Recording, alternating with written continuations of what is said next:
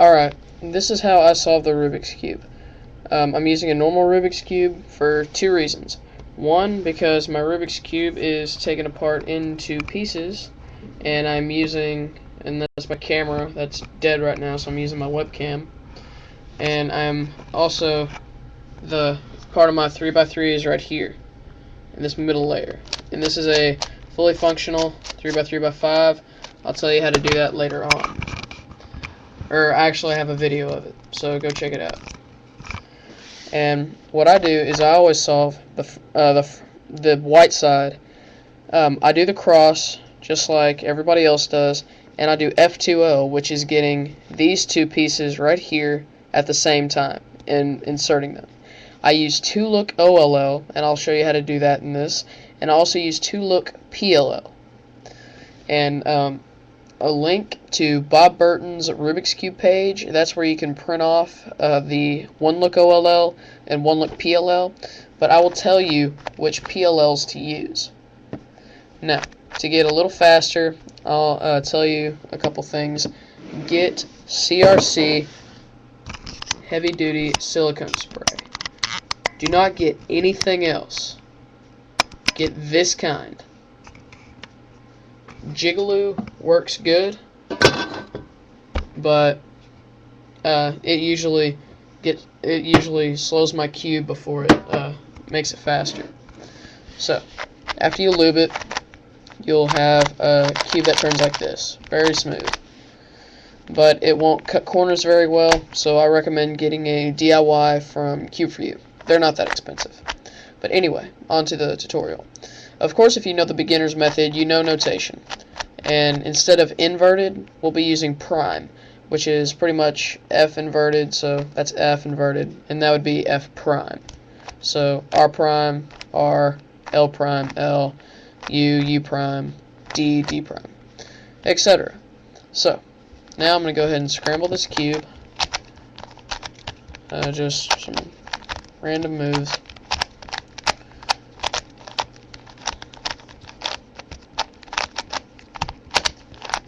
Oh, and really quick, I want to tell you how I'm doing this.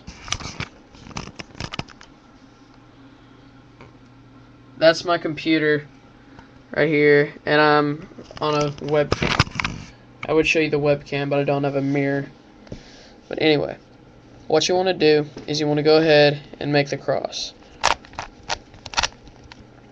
And you really want to learn how to look ahead so you can look for pieces. Just like that. You want to try to get it as quickly as possible.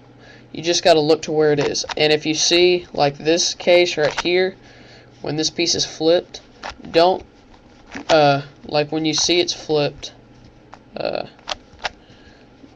it's upside down, don't just bring it up here and then do the algorithm. But just, when you have it down here, move it to one of the sides.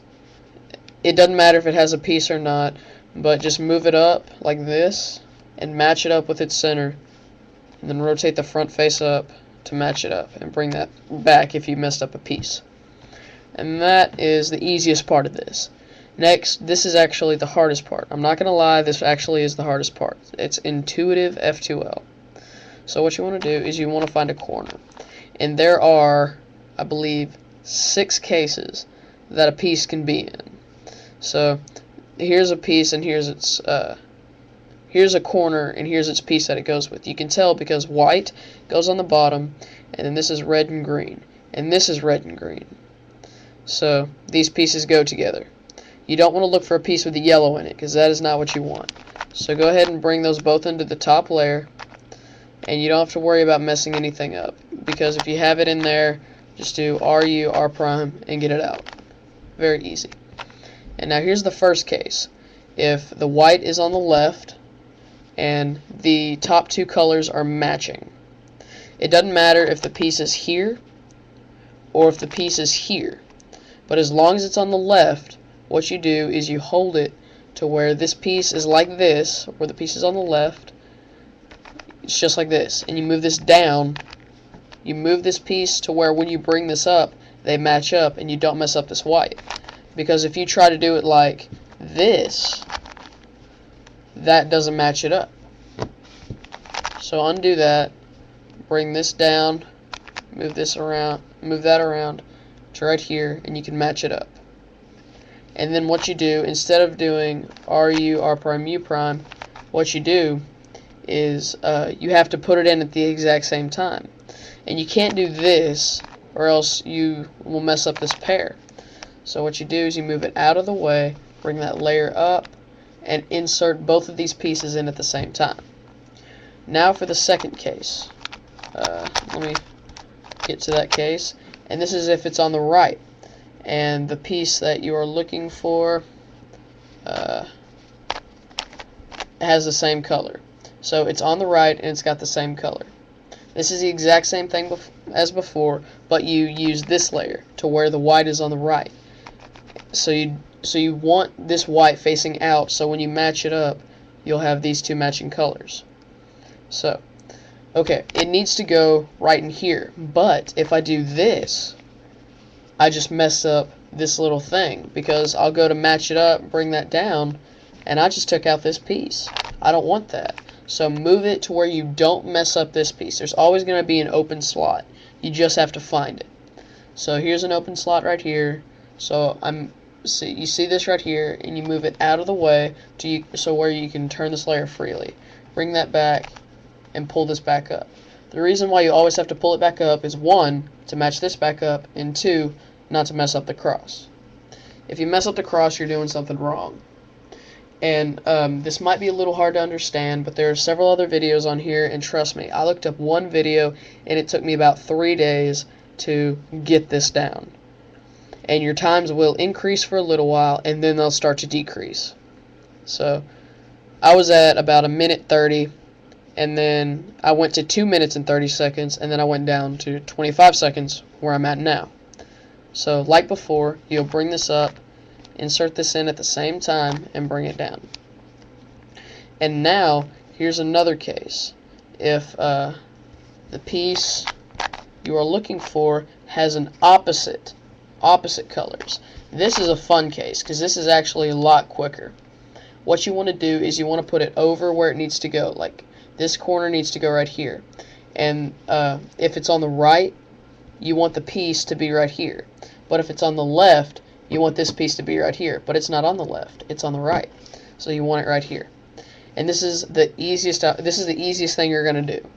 R, U, R prime. And you matched it up. There you go, right there. And now for the third to last case, because there's one more case I got to teach you. So, and now this is for when it's on the left, and they mismatch. It needs to be over here, but if I do this, I mess up this. So you got to move it to where there's an empty slot that you can mess up, and you want to move it, because you don't want to move a pair that you already did. So now you can do L prime, U prime, L, and put this in there. And now for the last case, if a white piece is facing up, what you do is you find the piece that it goes with. In this case, it's this is the white piece, and we need to find a blue and orange. And over here is the blue and orange. So what you want to do is you want to make a T, or somewhat of a T. You mainly want to match it up with its center. And then this piece needs to go right here. So we're going to turn it the opposite way.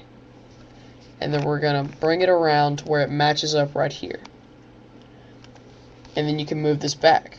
And see, you didn't mess this up, and you've matched these pair up. You match this up.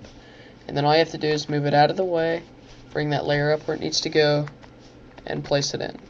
And that's the same thing if it's the same.